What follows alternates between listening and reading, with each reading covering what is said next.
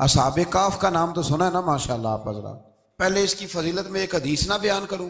نبی کریم صلی اللہ علیہ وسلم نے فرمایا، یہ مسلم شریف کی حدیث ہے، دجال آئے گا قیامت کے قریب اور بڑے لوگوں کو گمراہ کرے گا. تو حضور نے فرمایا جو سورہ کہف کی 10 آیات زبانی یاد کر لے نا، وہ دجال کے فتنے سے بچ جائے گا. اللہ توفیق عطا فرمائے. اس سورہ مبارکہ کی آیت نمبر 9 سے اصحاب کہف کا ذکر شروع ہوتا ہے. اصحاب کہف، جب حضرت عیسیٰ علیہ السلام کو اللہ کریم نے چوتھے آسمان پہ بلا لیا نا، تو دقیانوس نام کا ایک بادشاہ ہوا بنی اسرائیل کے اندر، بڑا ظالم تھا. اس نے گمراہی پھیلا دی اور جو لوگ معاذ اللہ کفر اور شرک نہیں کرتے تھے انہیں قتل کروا دیتا تھا. تو 7-8 نوجوان اپنا ایمان بچا کے بھاگے. او ہو اللہ اکبر، ساری دنیا مال بچا کے بھاگتی، وہ 7-8 نوجوان اپنا ایمان بچا کے بھاگے کہ یہ ہمیں کہیں کفر کی طرف نہ لوٹا دے. تو جا کے ایک غار کے اندر چلے گئے تو ایک کتا بھی ان کے ساتھ ہو گیا. انہوں نے کتے کو بڑے روڑے مارے کہ یہ اگر بھونکے گا، آواز نکالے گا تو ہم پکڑے جائیں گے، ہم نے تو چھپنا ہے. پر اس کو نہ ولیوں سے پیار ہو گیا تھا. اس نے کہا بھگاؤ جتنا مرضی مجھے، فطرت میری ہے کہ میں بھونکتا ہوں، پر جب اللہ کے ولی ہوں تو پھر میں ادب کرتا ہوں. یہ قرآنی واقعہ ہے. اچھا، یہ عین وہ واقعہ ہے قرآن مجید کا کہ جو بہت ساری چیزوں پر ویسے ہی نص ہے اور بہت ساری زبانیں ویسے ہی گنگ ہو جاتی. تو وہ 6-7 لوگ تھے، وہ چلے گئے غار کے اندر، جا کے انہوں نے پناہ لے لی. بادشاہ کو پتہ چل گیا کہ غار کے اندر ہے. اچھا، اللہ کی قدرت، جیسے ہی داخل ہوئے انہیں نیند آ گئی، یہ سو گئے. اور قرآن مجید کہتا ہے، قرآن مجید کے یہ لفظ ہیں کہ کتا غار کے منہ پر بازو پھیلا کے بیٹھ گیا، گویا اپنے مالکوں کی خدمت کر رہا ہے. اب میاں صاحب کی ایک بات کر لیں درمیان میں. میاں صاحب فرماتے ہیں، جنہ تنا وچ عشق نہ رچیا، کتے ہونا تھی چنگے، اور چلو مالک دے کر راکھی کر دے، صابر بھوکے ننگے. یہ دیکھو نا کہ اتنا تو ان کے اندر بھی کمال ہے. اپنے نا دونوں بازو پھیلا کے، کتا بھی غار پہ بیٹھ گیا. ان کو نیند آ گئی. بادشاہ نے پتہ کرایا کہاں بھاگ کے گئے، تو کہا وہ غار کے اندر ہیں. بادشاہ کہنے لگا کہ ان کی سزا یہ ہے کہ ایک دیوار چن دو غار کے منہ میں، غار کوئی بند کر دو. جس بندے کی ڈیوٹی لگائی نا غار چننے کی، بندہ بڑا نیک تھا، اس کو دیوار بنانے کا ذمہ دیا. اس نے نا دیوار بھی بنائی اور ایک تختی پہ نا سب کے نام لکھے، اور وہ تختی ایک صندوق میں رکھ کے وہاں بند کر دی. اور اسی طرح کی ایک تختی اس کے نیچے لکھا کہ ایک تختی ان کے ناموں کی نا میں مال خزانہ میں بھی بند کر رہا ہوں. اللہ تبارک و تعالیٰ کی قدرت کے بعد مفسرین نے لکھا ہے وہ 100 سال تک سوئے رہے، اور بعض نے لکھا ہے کہ 300 سال تک سوئے رہے. 300 سال کے بعد اس طرح ہوا کہ حکومتیں بدل گئیں. بیدروس نام کا ایک بادشاہ آ گیا، وہ بڑا نیک دل تھا. اس نے ہر طرف حضرت عیسیٰ علیہ السلام کی شریعت کا پھر سے نعرہ بلند کیا. اب نا کچھ لوگ ایسے تھے جو منکر ہو گئے تھے کہ مرنے کے بعد دوبارہ کیسے اٹھیں گے. بادشاہ ایک دن حجرے میں گیا، جا کے دعا مانگی، یا اللہ کوئی ایسی بات دکھا جس سے لوگوں کا ایمان پکا ہو جائے. اس طرح کے بھی بادشاہ ہوا کرتے. تو رب کریم نے کہا میں نے تو پہلے ایک راز چھپا کے رکھا ہوا ہے، کھول دیتے ہیں. اس نے دعا مانگی، اور ادھر کیا معاملہ ہوا، ایک چرواہا بکریاں چرانے والا وہاں سے گزرا. اس نے سوچا یہ دیوار ہے، اگر اس کا منہ کھول لوں نا کبھی تو میری بکریاں یہاں تھوڑا سا دھوپ کے اندر سستا لیا کریں گی. اس چرواہے نے کیا کیا کہ اس نے وہ دیوار گرائی تاکہ میری بکریاں اندر جایا کریں. وہ دیوار گرائی تو اس نے اندر 6-7 لوگ سوئے ہوئے دیکھے اور کتا بھی سویا ہوا دیکھا. اللہ تبارک و تعالیٰ اپنی قدرت سے، اپنے فضل سے ان کی کروٹیں بھی بدلتا رہا. اپنی قدرت سے ایک طرف انسان پڑا رہے نا تو اعضاء گل جاتے ہیں، ان کی کروٹیں بھی بدلی جاتی، مناسب روشنی بھی دی جاتی اور حرارت بھی. اس نے دیوار گرائی تو ان کی آنکھ کھل گئی. ایک دوسرے سے کہنے لگے آج تو بڑی گہری نیند سوئے ہیں یار، آج تو لمبی نیند پوری کر لی، چلو بھوک بڑی لگی ہے ایک دوست کو بھیجو. یہ سارا واقعہ قرآن مجید میں موجود ہے، میں اپنے لفظوں میں بیان کر رہا ہوں. جاؤ ایک دوست کو بھیجو بازار سے نا کھانا لے آئے. پیسے وہی 300 سال پرانی کرنسی. وہ جب نان بھائی کی دکان پہ گیا نا سامان لینے، اس کو پیسے دیے تو نان بھائی نے ہاتھ پکڑ لیا، کہنے لگا میاں تو کدھر سے آیا، یہ کون سے پیسے؟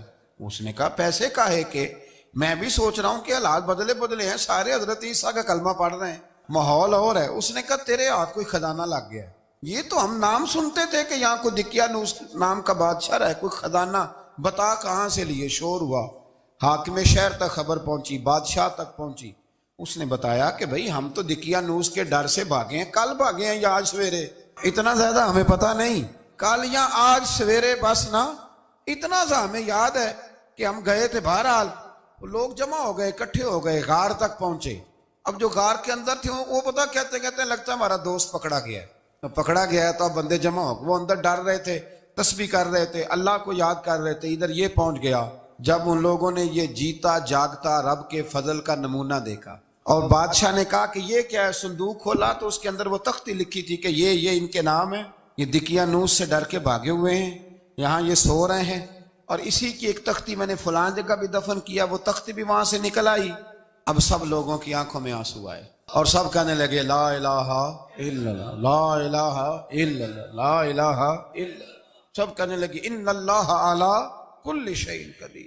جب ان کی بات پوری ہو گئی، لوگوں کے ایمان پختہ ہو گئے، تو اصحاب کہف کہنے لگے کہ ہمیں اب اجازت ہے، ہم پھر دوبارہ غار میں جاتے ہیں۔ وہ غار میں گئے تو رب نے پھر انہیں موت عطا فرمائی، نیند عطا فرمائی، تحفہ دیا۔ بادشاہ نے پھر اس کے آگے دیوار بنائی اور وہاں بادشاہ نے ایک مسجد تعمیر کرا دی، لوگ زیارت کرنے جاتے۔ یہ اصحاب کہف کا ذکر ہے۔ اب یہاں ہمارے مفسرین نے لکھا ہے کہ وہ جو کتا تھا نا، وہ بھی ساتھ ہی تھا۔ اللہ قیامت والے دن اسے انسانی، یا تو انسانی شکل ملے گی، یا جیسے رب کا فضل ہوگا رب کریم اسے بھی جنت عطا فرمائے گا۔ اس نے تبلیغ کی، دین کی، اس نے کیا کیا؟ تبلیغ کی، نمازیں پڑھی، روزے رکھے، حج کیا، 10 ہوتے صحیح اس کیتا کی۔ اسی آکھیے نا خدا کے فضل سے ہم پر ہے سایہ غوث اعظم کا، ہمیں دونوں جہاں میں ہے سہارا غوث اعظم کا۔ لوگ پریشان ہو جاتے ہیں، کہتے ہیں کس طرح کی بات کرتے ہو؟ تو میں نے کہا اصل میں تیرا عقیدہ کچا ہے۔ وہاں تو کتا چلا جائے ولی کے پاس تو رب اسے جنت دے دیتا ہے، تو جیگتا جاتا مومن جائے تو اللہ کیوں فضل نہیں فرماتا؟ اس سے آگے نا پھر آیت نمبر 32 ہے، اس میں اللہ تبارک و تعالیٰ نے 2 لوگوں کا واقعہ بیان کیا ہے۔ فرمایا ایک شخص کے انگوروں کے باغات تھے اور چاروں طرف سے انہیں کھجوروں کے درختوں نے گھیر رکھا تھا، اور درمیان میں کھیتی بھی تھی اور بیچ میں دریا بھی بہہ رہا تھا، اور ان باغات نے بہت عمدہ فصل دی۔ ایک دن یہ شخص اپنے ساتھی سے کہنے لگا میرا مال اور افرادی قوت تم سے زیادہ ہے، مجھے یقین ہے کہ یہ باغ کبھی برباد نہیں ہوگا۔ اول تو مجھے قیامت کا یقین ہی نہیں معاذ اللہ، لیکن اگر قیامت آئی تو مجھے وہاں سے بھی بہتر مال ملے گا۔ اس کے دوسرے ساتھی نے کہا تو اپنی اصل کو بھول گیا ہے اور تو نے اپنے خالق کی ناشکری کی جو کہ وحدہ لا شریک ہے۔ اگر تم نے باغ میں داخل ہوتے وقت ماشاءاللہ لا قوت الا باللہ کہہ دیا ہوتا تو یہ تمہارے حق میں بہتر ہوتا۔ اگرچہ مال اور اولاد میں میں تم سے کم ہوں، لیکن میرا ایمان یہ ہے کہ اللہ تعالیٰ مجھے اس سے بہتر نعمت عطا کرے گا، اور آسمان سے کوئی آفت آئی اور تمہارا باغ تباہ و برباد ہو جائے گا، یا اگر اس کا پانی زمین میں دھس گیا تو پھر تم اسے تلاش نہ کر پاؤ گے۔ بالآخر اس شخص کا باغ برباد ہو گیا۔ وہ جو کہتا تھا نا مجھے یقین نہیں قیامت نہیں آئے گی، اس کا باغ ہی، اور وہ کف افسوس ملتے ہوئے کہنے لگا کاش میں نے شرک نہ کیا ہوتا، لیکن پھر اس کا کوئی نہ مددگار تھا اور نہ حمایتی۔ آیت نمبر 45 میں اللہ تعالیٰ نے دنیا کی زندگی کی ناپائیداری کو ایک مثال سے بیان فرمایا کہ آسمان سے بارش نازل ہوئی، گھنا سبزہ نکلا، پھر وہ سوکھ کر چورا چورا ہو گیا، جسے ہوا اڑا کے لے گئی۔ مال اور بیٹے تو محض جیتی دنیا کا سنگار ہے، جب تک تم زندہ ہو تب تک مال بھی ہیں اور بیٹے بھی ہیں۔ والباقیات الصالحات، اگر کچھ ہے باقی رہے گی تو تمہارے اچھے اعمال باقی رہیں گے، اور اگر اولاد نیک ہوئی تو وہ بھی باقیات الصالحات میں شامل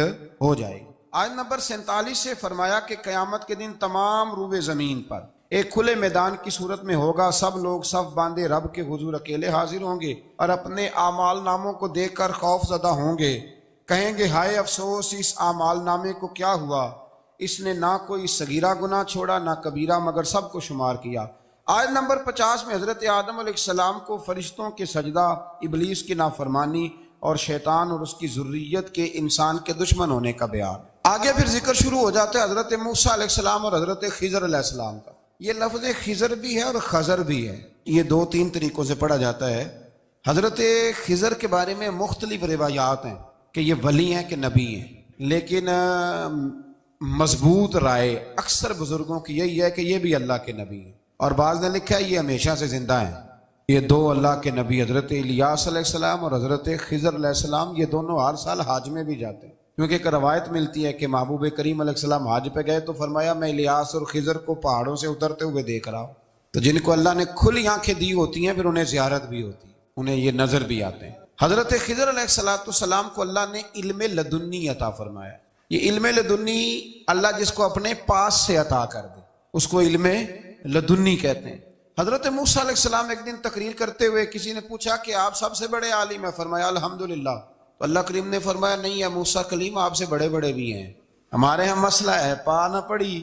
اور لوگ مناظرہ کرنے آتے ہیں، کئی دفعہ لوگ نا مسئلہ بتاتے ہیں تو میں کہتا ہوں جناب آپ نے بتا دیا کہ اب آپ نے حکم کرنا ہے۔ کبھی کبھی کچھ لوگ ایسی باتیں کرتے ہیں وہ جی آپ ایک بندے کا نام لیتے ہیں ذکر کرتے ہیں، تو میں نے کہا چلو ہم نے بھی کہیں کچھ پڑھا ہی ہوگا نا تبھی تو ذکر کرتے ہیں، لیکن جو آتے ہیں نا لوگ وہ مشورہ تمہارے دور میں ہے ہی نہیں، جس نے جو لائن پڑھ لی ہے وہ اس پہ پکا ہو گیا، سارا نہیں نہ پڑھا، سارا پڑھے پھر بات سمجھ میں آتی ہے۔ حضرت موسیٰ کلیم اللہ کے نبی ہیں اور کیا بات ہے ان کی، اور یہ بھی اللہ کا فضل ہوا حضرت موسیٰ نے یہ بات کی تبھی تو ہمیں اتنی شاندار حکمتوں کے پھول ملے، یہ بھی حضرت موسیٰ کا ہی کمال ہے۔ تو حضرت موسیٰ نے کہا کہ اے اللہ وہ جو مجھ سے بڑا ہے عالم ہے وہ کہاں ملے گا جس سے میں حکمت کی بات سیکھوں؟ تو فرمایا جہاں مجمع البحرین ہے نا، دو دریا ملتے ہیں، وہاں وہ ملے گا۔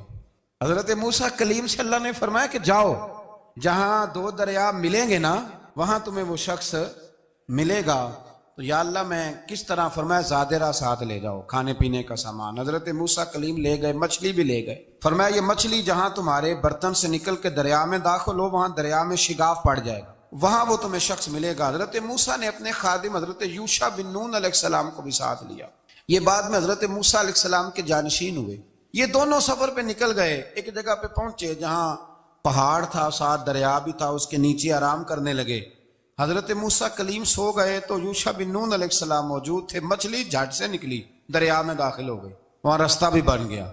اب اٹھے حضرت موسیٰ کلیم، جب اٹھے تو فرمایا چلو چلیں، تھوڑا آگے جا کے فرمایا بھوک لگ رہی ہے کھانا تو نکالو۔ انہیں یاد آیا، کہنے لگے حضور مچھلی تو دریا میں چلی گئی تھی۔ فرمایا تو نے بتایا نہیں، وہی تو ہماری منزل تھی جہاں مچھلی دریا میں گئی۔ پھر وہاں سے واپس آئے قدموں کے نشانوں پہ، وہاں پہنچے جہاں مچھلی گئی تھی، تو وہاں ایک شخص لیٹا ہوا تھا چادر لے کے۔ آپ نے سلام لی تو انہوں نے کہا وعلیکم السلام یا موسیٰ کلیم اللہ۔ تو آپ نے فرمایا آپ کون ہیں؟ فرمایا میں وہی ہوں جس کو آپ تلاش کر رہے ہیں۔ تو فرمایا آپ نے مجھے کیسے پہچانا؟ فرمایا جس رب نے تمہیں بھیجا ہے نا اس نے ہی مجھے بتایا ہے کہ موسیٰ آ رہے ہیں۔ اب حضرت خضر نے جو کچھ فرمایا وہ بڑا شاندار ہے۔ فرمایا موسیٰ کچھ باتیں ایسی ہیں جن کا آپ کو علم ہے اور مجھے نہیں، اور کچھ ایسی ہیں جن کا مجھے علم ہے اور آپ۔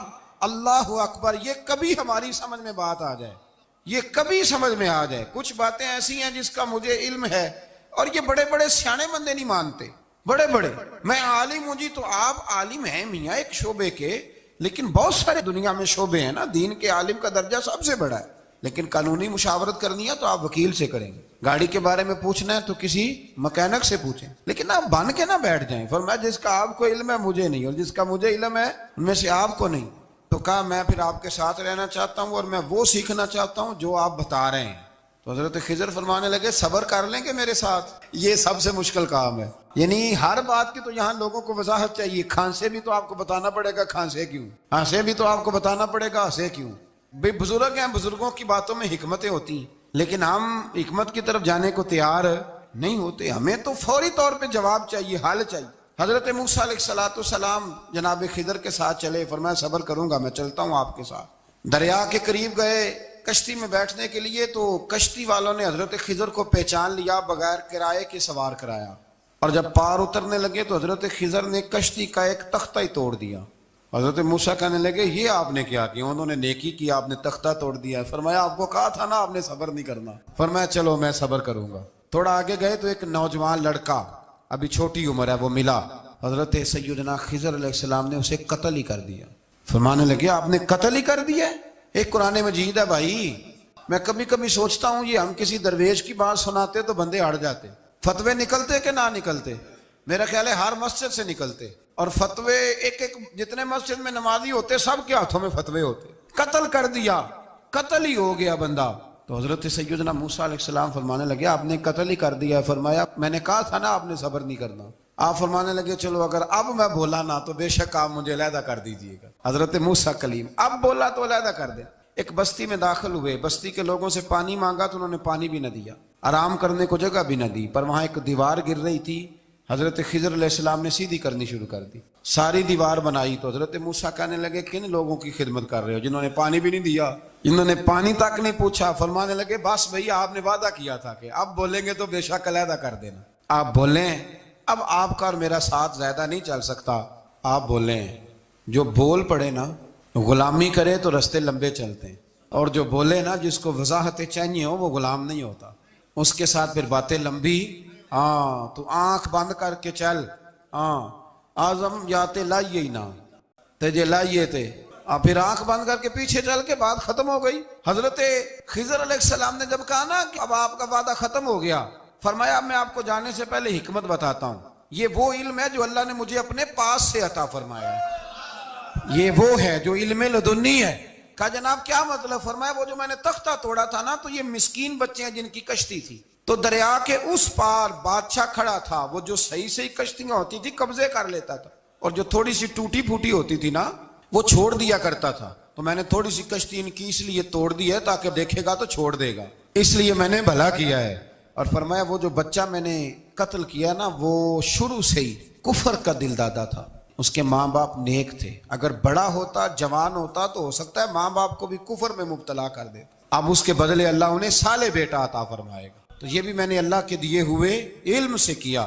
اور فرمایا یہ جو دیوار میں نے نبی ہو کے یا ولی ہو کے مزدوری کر کے دیوار بنائی ہے نا، اللہ اکبر، فرمایا یہ دیوار عام لوگوں کی نہیں، یہ یتیم بچوں کا خزانہ ہے دیوار کے نیچے، یہ گر جاتی تو خزانہ ظاہر ہو جاتا، اور بچائی اس لیے ہے کہ وَكَانَ أَبُوهُمَا صَالِحًا، ان بچوں کا باپ نیک آدمی تھا، ان کا باپ، قاضی ثناء اللہ صاحب پانی پتی فرماتے ہیں ڈائریکٹ باپ نہیں تھا، 7ویں نسل میں جا کے باپ بنتا تھا۔ سن لیں یہ بھی بات، ایک بندہ نیک ہو تو اس کی 7 نسلوں تک رب خزانوں کی بھی حفاظت فرماتا ہے۔ اب آپ اندازہ فرمائیں کہ بات کتنی دور تک جاتی ہے۔ بزرگوں کی باتوں میں نا حکمتیں ہوتی ہیں، دانائیاں ہوتی ہیں۔ یہ طریقت کے جو لوگ ہوتے ہیں انہیں سبق یہ دیا جاتا ہے کہ آمنا و صدقنا، ماننا ہے اور تصدیق کرنی۔ ہمارا معاملہ یہ ہے کہ یہاں وضاحت دینی پڑتی، وہ جی وہاں کیا ہوا تھا، وہ جو گاڑی آپ کے پاس ہے تو وہ کہاں سے آئی، تو وہ جو کل آپ نیا جوڑا پہن کے آئے تھے تو وہ کدھر سے آیا۔ تو جو لوگ وضاحتیں مانگتے ہیں وہ اپنے نہیں ہوتے، ان کا غلامی کا رشتہ نہیں ہوتا۔ حبیب اور ہوتا ہے، شریک اور ہوتا ہے۔ شریک وضاحتیں مانگتے ہیں، حبیب محبت کرتے ہیں۔ ہمارا آج سب سے بڑا المیہ یہ ہے، سب سے بڑا، کہ ہم کسی حکمت کے تحت کوئی بندہ اگر کوئی کام کر رہا ہے تو مجبوری ہے کہ ہمیں وہ حکمت بتائی جائے، ایسا نہ کریں۔ یہ طریقہ حضرت غوث اعظم رضی اللہ تعالیٰ عنہ، حضور غوث پاک رضی اللہ تعالیٰ عنہ کو ایک شخص ملنے آ گیا، ملا علی قاری نے لکھا ہے، آپ کے ایک مرید نے کہا چل میرے پیر سے ملنے، کہنے لگا میں نہیں جاتا ملنے کسی پیر شیر سے، کہا نہیں آؤ تو صحیح۔ وہ آیا نا تو اس نے دیکھا کہ 50 گھوڑے عربی نسل کے کھڑے ہیں غوث پاک کے دروازے، موٹے تازے چوڑے عربی نسل کے گھوڑے۔ اس کے ذہن میں خیال آیا، کہنے لگا یار سواری کے لیے اگر رکھے ہیں تو ایک بھی کافی تھا، 50 کی کیا ضرورت تھی؟ اللہ اکبر۔ اب واقعی 50 کھڑے تھے، مرید کے پاس جواب ہی کوئی نہیں تھا، کہنے لگا یار پتہ مجھے بھی کوئی نہیں، لیکن حضرت صاحب نے رکھے ہیں تو حکمت ضرور کوئی ہوگی۔ اللہ اکبر۔ وہ چلے گئے واپس، وہ روز تنقید کرتا، کیسا تیرا پیر ہے 50 گھوڑے رکھے ہوئے، کیسے تیرا پیر ہے 50 گھوڑے رکھے ہوئے۔ کچھ دن گزرے تو ملا علی قاری کہتے ہیں وہ اعتراض کرنے والے کے پیٹ میں کوئی تکلیف ہوئی، بغداد کے سب سے بڑے طبیب کے پاس گیا، اس نے کہا تیرا تو جگر تباہ ہو گیا ہے، عربی نسل کا ایک گھوڑا چاہیے، اس کو ذبح کریں گے، اس کا جگر نکالیں گے، اس کی دوائی بنا کے تجھے کھلائیں گے، اور 50 گھوڑے ہوں گے تو بچے گا۔ اب پریشان ہو گیا، کہنے لگا گھوڑے ہیں تو صحیح، پر جو میں حال کر رہا ہوں گا گھوڑے تو نہیں ملیں گے، میرا تو جوتوں والا کام ہے، وہ شاید مل جائیں۔ لیکن جب انسان مرنے لگتا ہے تو پھر اس کو ڈوبتے کو تنکے کا سہارا۔ اپنے دوست کے پاس گیا، کہنے لگا چل تیرے پیر کے پاس چلیں۔ اس نے کہا تجھے نہیں لے کے جانا، تو تنقید کرتا ہے، کہتا ہے ایک دفعہ چاہیے کیا، کہا گھوڑے، کہنے لگا تیرے لیے رکھے ہیں کوئی، جا دوڑ جا، میرے حضرت صاحب کی ضرورت کیا ہے۔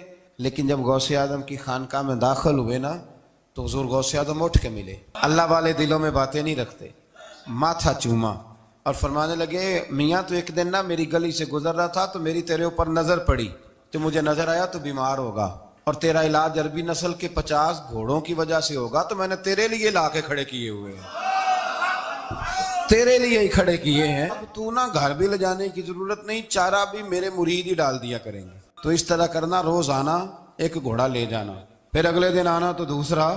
وہ خدا کے بندے تیرے لیے رکھے تھے، تو تنقید کر رہا ہے۔ اللہ کے بندے پردہ پوش ہوتے ہیں، ہاں شرط یہ ہے کہ وہ بندہ صالح ہو، دیندار ہو، وہ والا پیر نہ ہو جو نماز بھی نہ پڑھے اور گھوڑے 15 رکھے ہوئے ہوں اس نے، وہ والا معاملہ نہ ہو۔ تو میرے عزیز یہ یاد رکھیں کہ اللہ تبارک و تعالیٰ کا بندہ جب آپ کا روحانی علاج کرتا ہے نا، روحانی علاج سے مطلب جادو ٹونے کا علاج نہیں، روحانی علاج وہ ہوتا ہے کہ میرے گناہوں کا علاج ہو جائے، حسد بغض کینہ عداوت یہ نکل جائے، تو وہ کچھ ایسے نسخے بتاتا ہے جو سمجھ میں مرید کی نہیں آتے لیکن وہ ضروری ہوتے ہیں۔ انہی نسخوں کو استعمال کرنے سے انسان کا فائدہ ہوتا ہے۔ جی کرنے والے لوگ ہمیشہ کامیاب رہتے ہیں، وہ ماں باپ کے آگے کریں، استاد کے آگے کریں، شیخ کے آگے کریں۔ اور جن کو وضاحتوں کی ضرورت ہوتی ہے، ہاں ایک شرعی بات ضرور ہے، وہ ضرور سن لیں۔ اگر آپ کو کہیں کچھ شرعی قباحت نظر آئے جو قرآن و سنت سے ٹکراتی ہو تو وہ آپ پر فرض ہے آپ اپنے مرشد سے پوچھیں۔ کتنی بڑی بات کر رہا ہوں، یعنی جو چیز قرآن و سنت سے ٹکرا رہی ہو اس کی وضاحت طلب کرنا ضروری ہوتا ہے، اور جو دین سے نہ ٹکرائے اس پر آپ وضاحتیں پوچھتے ہیں تو پھر اس کا مطلب ہے کہ آپ علاج کرانے میں سنجیدہ نہیں ہیں۔ اللہ تعالیٰ قرآن مجید کو سمجھنے کی توفیق